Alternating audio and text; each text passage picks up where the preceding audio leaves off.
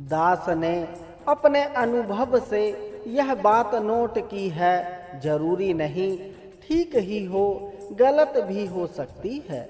जब भी सुखमणि साहिब जी की वाणी को पढ़ो, नींद ज्यादा जोर डालती है। एक बार दास सोचने लगा कि शेष वाणी पढ़ते समय ऐसी कोई बात नहीं, लेकिन सुखमणि साहिब जी का पाठ करते वक्त ही यह जोर ज्यादा पड़ता है।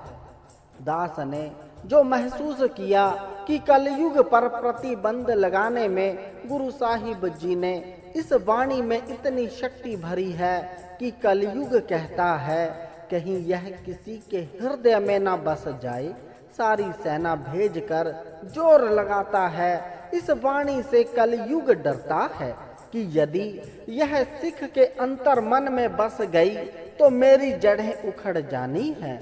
विशेषकर जब 15वीं 16वीं अष्टपदी होती है, आदमी अपने घुटने पर घूंसे मारता है कि कब यह पाठ संपूर्ण होगा। यह कलयुग प्रतिबंध लगाता है, क्योंकि जोरदार औषधि है। उसे अपना डर पड़ जाता है कि यदि इसने पाठ संपूर्ण कर लिया तो इसके दिन रात के 24,000 श्वास सफल हो जाएंगे, मेरी तो जड़ उखड़ जाएगी।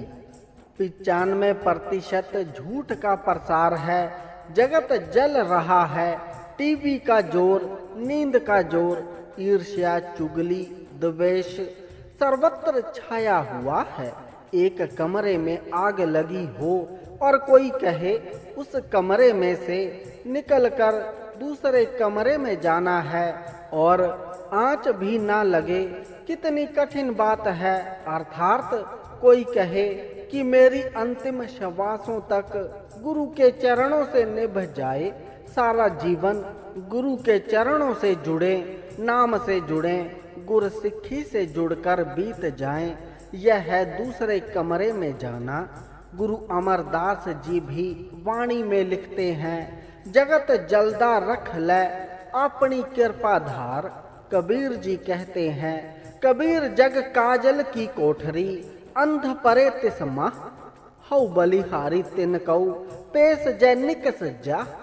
कभी नोट करो, घर में काजल, आंखों में डालने वाला सुरमा पड़ा हो, कहीं बिखर जाए, आप कहो इसे इकट्ठा करना है और हाथ भी ना लथपथ हो, मगर ऐसा नहीं हो सकता।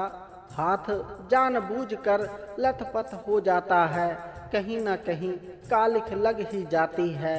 कबीर जी कहते हैं कि यह जग काजल की कोठरी है, जन्म से लेकर मृत्यु तक इसमें रहना, काजल की कोठरी में रहना है।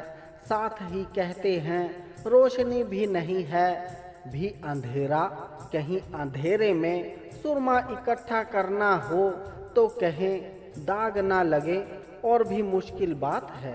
रोशनी हो तो थोड़ा ध्यान भी रखा जा सकता है।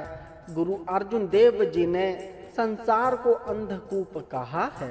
अंधकूप महाभयान नानक पार उतार। अंध का अर्थ है अंधेरा, कूप का अर्थ है कुआं। मार्ग में कुएं ही कुएं हो तो होगा अंधेरा ही अंधेरा। बचकर चलना बहुत मुश्किल है।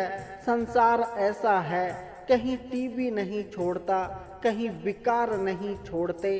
कभी ऐसी आंधियां भीतर चलने लग जाती हैं, ऐसे ख्याल मन में प्रकट हो जाते हैं जो गुरु को अच्छे नहीं लगते। कभी कोई लहर मस्तिष्क पर ऐसा दबाव डाल देती है कि जुड़ा हुआ मन भी टूट जाता है। नामदेव कितने बड़े भक्त, 72 बार दर्शन हुए भगवान जी के, कितनी बड़ी भक्ति, फिर भी क्या कहते, तार ले बाप बिट्ठूला।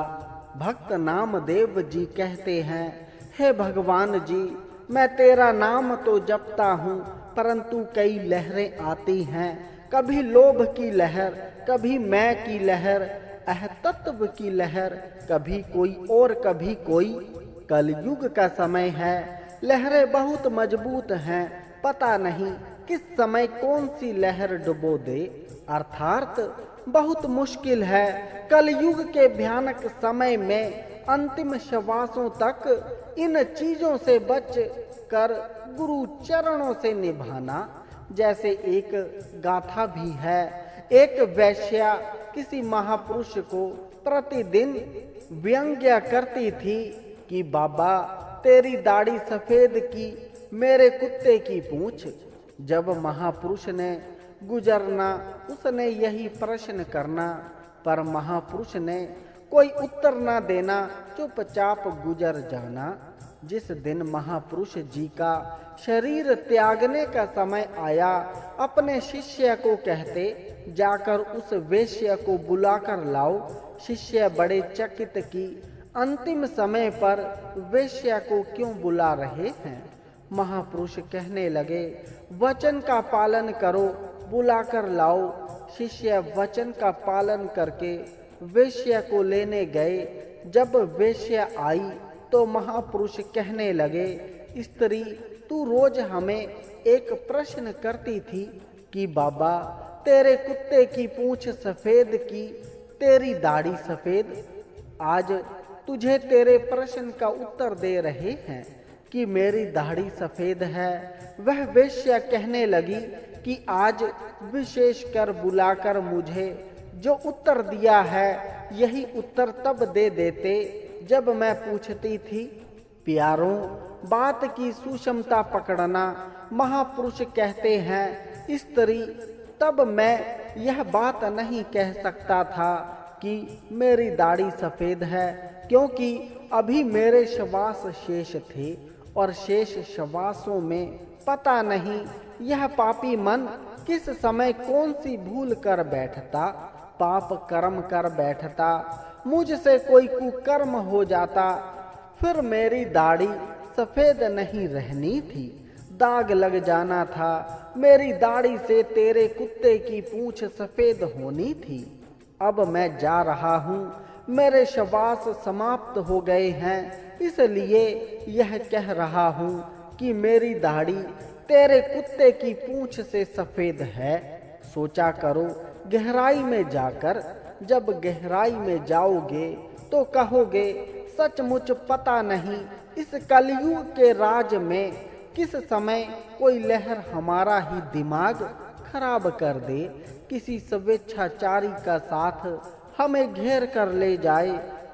दुनिया के झूठे पर मनमोहक रंग हमें अपनी तरफ खींच कर ले जाएं, क्योंकि झूठ का प्रसार अत्यधिक है, सत्यवादी का चलना बहुत मुश्किल है।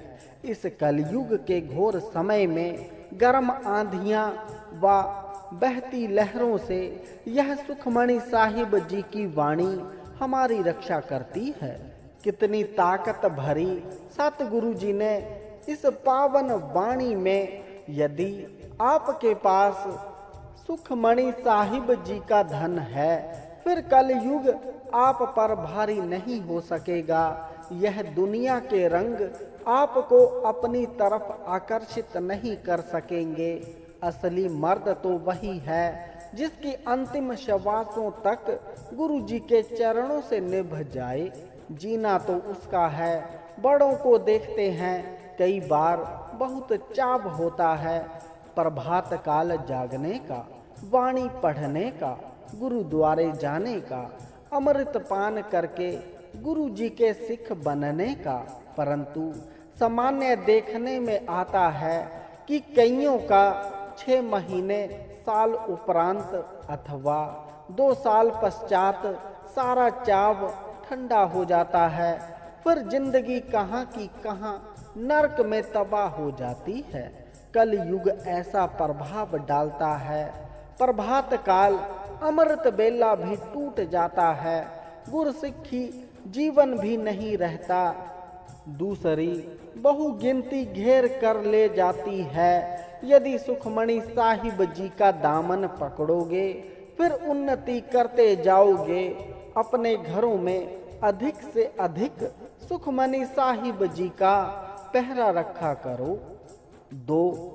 यह दूसरी विशेषता पढ़ने के पश्चात यदि एक सज्जन भी इस मजबूत किले श्री सुखमणि साहिब जी का नेमी बन जाए तो हम यह प्रयास गुरु जी की कृपा से सफल समझेंगे।